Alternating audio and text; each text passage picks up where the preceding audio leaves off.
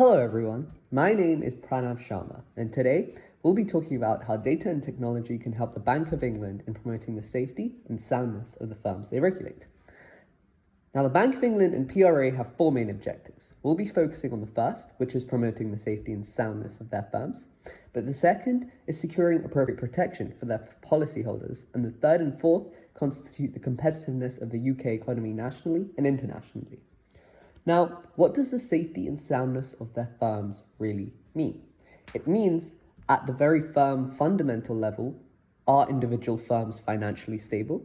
And assessing system-wide risks through policymaking, regulation, and monitoring risk. Now, how can data and technology help fulfill this aim? Currently, technology in the industry is used in three main areas: credit assessment and smart loan approval systems, forecasting with social media sentiment analysis, and the FCA digital platform to simplify the regulatory process. There have been many advances and innovations in industry in recent years. For example, in 2021, a viral Twitter post had caused the stock of GameStop to shoot up, and therefore JP Morgan came up with a structured way to monitor social conversations to predict a potential short squeeze. They used natural language processing to classify social media sentiment, and therefore predict the likelihood of one in the future. Another platform is the FCA Digital Sandbox, which is a platform launched in 2023 for banks to create and innovate in a safe and cost-effective environment. But how effective is the current framework of AI in promoting the safety and soundness of our firms? AI has the ability to analyze large data volumes. That gives us better classification and in turn an increased predictive power.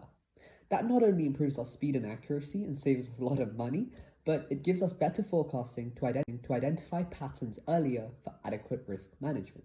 However, the drawbacks include the daily recalibration and learning process can amplify financial risk, as well as the need for high quality data management. And that brings me on to my next point.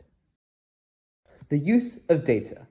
The problem is that currently there are no clean pipelines that we can leverage off the shelf. We have to look at different documents for different things and different times. Currently, data is protected, historical data is limited, and data sets are often imbalanced for something like fraud detection. And so, an emerging solution to all of this is synthetic data.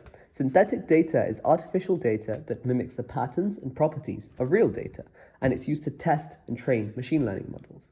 And this use of synthetic data and privacy-enhancing technologies gives us a way to build complex models while protecting sensitive information. So how do we get that synthetic data? Now this is where generative AI comes in. Generative AI currently are algorithms that can create videos, images, or text, in other words, data in response to prompts. And so we can utilize generative AI to produce synthetic data that can closely mimic the financial world. But what next? Here, we use a very specific model of generative AI, known as Generative Adversarial Networks, or GANs. And GANs work in a very specific manner algorithmically.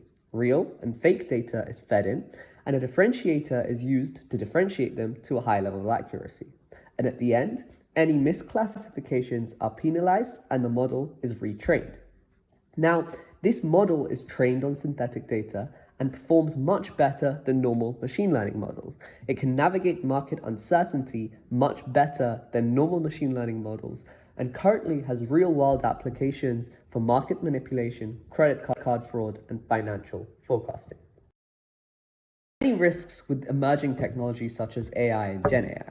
The first of which is the black box nature of them. If we look back at our differentiator, if we were to trace the weights and biases adjusting, it all becomes a tangled mess. And so, in an industry where clarity is paramount, we require explainable AI. The second is the use of data ethically, and this is where synthetic data puts us at an advantage to be able to train our models without compromising sensitive data. And the third is model risk management. Currently, the scope in the UK for model risk management principles in banks is limited and requires further exploration for the full, safe, and successful adoption of AI in the coming years.